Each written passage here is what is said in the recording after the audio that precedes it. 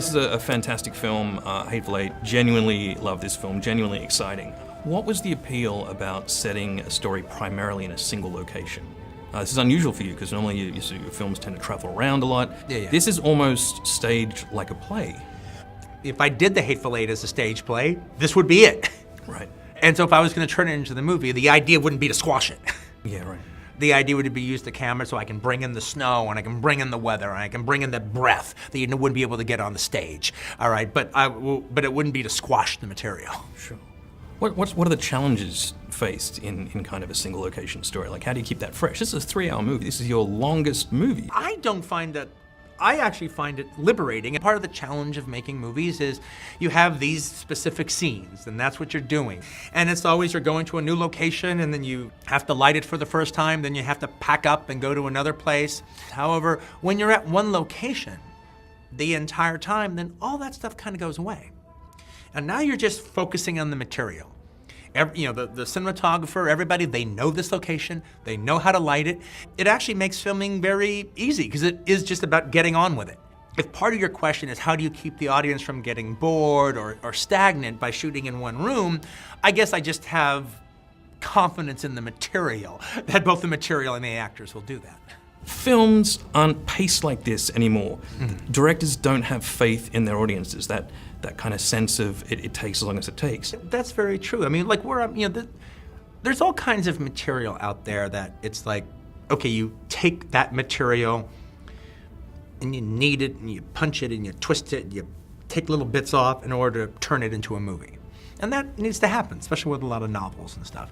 But The Hateful Eight, the material was the material. This is what we're doing. This is what it's about. So it's not about, I mean, I'm not saying there's not scenes I dropped, I did, all right? But it was like, no, it's about this material. And we're making a movie of this material, not trying to turn this material into a movie, if that makes any sense. This is your second Western, and you're not a man who genuinely repeats genres. What is it about the Western that made you come back? When it comes to what I do and the things that I deal with and the issues that I deal with, I actually think Westerns are a pretty good fit for me.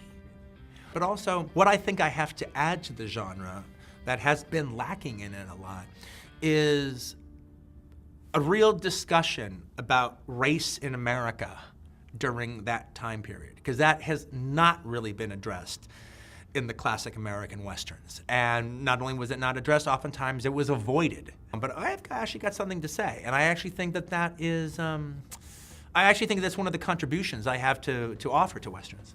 Normally when a character has racist or outdated views, they're the bad guy. Yeah. But with The Hateful Eight, everyone's kind of the bad guy, and everyone kind of has hateful views. Yeah, well, everybody is very much a product of their time. There's no vaguely enlightened 21st century character, all right, who gets to stand above all the other characters. That's not the case. They're all tainted by their world. Tonally, this is probably your darkest film. Oh, it's absolutely my darkest. It's dark, it's nasty, it's cynical, and it's bitter. It's a rough, nasty piece of work, but frankly, that's where I think America was then, and unfortunately, I think that's where America is now. Yeah. And as we were shooting the movie, we started realizing how relevant the movie actually was to today. Yeah. Does that mean there's going to be another Western to follow? Will there be redemption? Is there hope for us? Well, I never know, frankly. I know always how I start, but I never really know how it's gonna end, in the story. So we'll see what happens. But I do want to do another Western. I don't know if it'll be my next one, but we'll see.